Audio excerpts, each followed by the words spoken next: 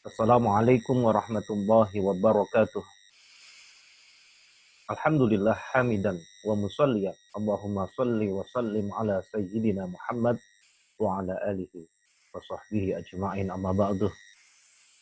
Alhamdulillah kita bisa bertemu kembali dengan saudara-saudara kita di belahan bumi Nusantara ini. Kita sudah memasuki bulan Ramadan malam yang ke-6. Mudah-mudahan Allah senantiasa memberi kekuatan, kesehatan, rezeki, dan keberlimpahan dan keberkahan hidup kepada kita semua. Malam hari ini saya akan menyampaikan satu tema, yuk kita ma'rifatullah, kita mengenal Allah. Sobat yang berbahagia, Ibnu Qayyim al-Jauzi menulis dengan kalimat yang cukup indah. Allah menyeru hambanya di dalam Al-Quran untuk mengenalnya dengan dua cara. Pertama, menyaksikan kejadian atau ciptaannya. Dan yang kedua, bertafakur atas ayat-ayatnya serta memperhatikannya. Sobat yang berbahagia, ketika baginda Rasulullah Muhammad SAW mengutus Mu'adz bin Jabal ke Yaman, misinya jelas, rambu-rambunya pun terpapar dengan rinci. Kata beliau, hai Mu'adz, sungguh kau akan mendatangi sebuah kaum ahli kitab.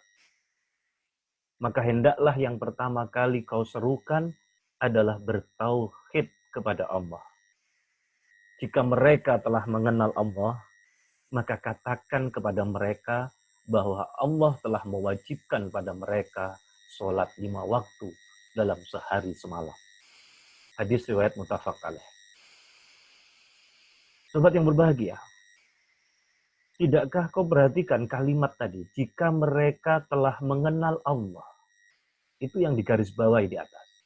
Ya, mengenal Allah. Inilah yang kerap kali kita lupakan. Kita lebih sibuk dengan diri sendiri, kita lebih sibuk dengan anak-anak, pekerjaan, sahabat, dan kolega, bahkan sibuk dengan kehidupan kita, ketimbang kita mengenal sesuatu yang paling berharga dalam hidup ini, yaitu ma'rifatullah, mengenal Allah.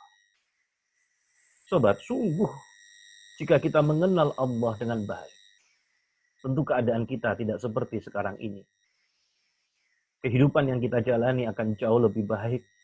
Hari-hari kita akan memiliki tujuan. Dan hati kita akan merasakan segala bentuk kenikmatan. Dan menerima apapun ketentuan Allah. Sementara orang yang terlena dengan hidupnya akan bersikap lalai, materialistik, pergaulannya buruk, menuruti hawa nafsu yang fana, mengagungkan jabatan yang akan sirna, cinta mati pada harta benda yang akan berakhir. Dengan begitu, mana mungkin ia mengenal Allah. Sobat yang berbahagia, harta benda yang tidak akan pernah merugi, harta benda yang tidak akan pernah merugikan bagi pemiliknya, bahkan nilainya akan terus meningkat setiap saat adalah ma'rifatullah. Sebagaimana dikatakan oleh seorang bijak bestari, tiada ibadah tanpa ma'rifah. Karena itu ma'rifatullah merupakan harta benda yang tidak akan merugi. Sebab dengannya ibadahmu akan diterima. Ibadahmu akan khusyuk, bersimpu di hadapannya. Menjadi momen yang paling kau rindukan dari sholat ke sholat. Dari satu kebaikan ke kebaikan yang lainnya. Menjadi kebahagiaan yang tak ternilai. Dan penyebabnya adalah ma'rifatullah. Kau telah mengenal zat yang kau sembah. Perasaan khusyuk, tunduk, menghinakan diri kepada Allah, mencari nafkah yang halal, menghindari hal haram, telah menjadikan kebiasaan dan tabiat pada hati, lidah, dan sikap kita. Sobat yang berbahagia, ketika kita membaca ayat-ayat Allah, ketika kita membaca ayat-ayatnya, maka muncullah di hati kita keinginan untuk memperhatikan, lalu menggerakkan pikiran, untuk merenungi lebih jauh, sehingga terangkai dari lidah ini kata-kata yang indah. Subhanallah. Begitulah mestinya yang kita lakukan. Wahai saudara-saudariku terhadap Al-Quran. Kita hidupkan ayat-ayatnya, lalu kita alirkan pada seluruh nadi. Sehingga dengan demikian terpancarlah cahaya Al-Quran dari wajah, dari nada suara, dari isyarat mata, dari respon sikap kita. Setiap ayat akan mendekatkan kita kepada Allah, menjauhkan kita dari maksiat. Sobat yang berbahagia, setiap juz dari Al-Quran akan memangkas jarak di hati untuk lebih mendekat dan mencintai Allah. Membersihkan pengaruh dunia yang telah bersemayam di hati. Dan setiap kali menghatamkan Al-Quran, maka ia akan menghiasi lembaran-lembaran amal kita. Memperindah akhlak kita.